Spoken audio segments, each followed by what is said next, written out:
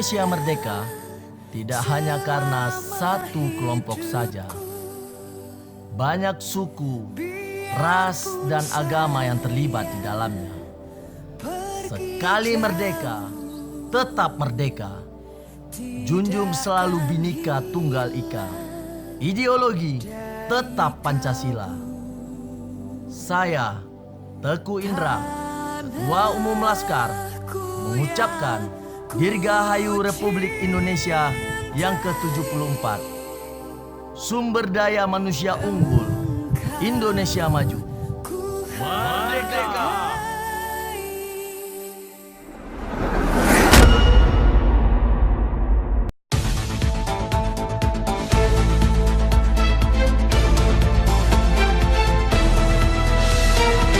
News TV, Meretas Nusantara.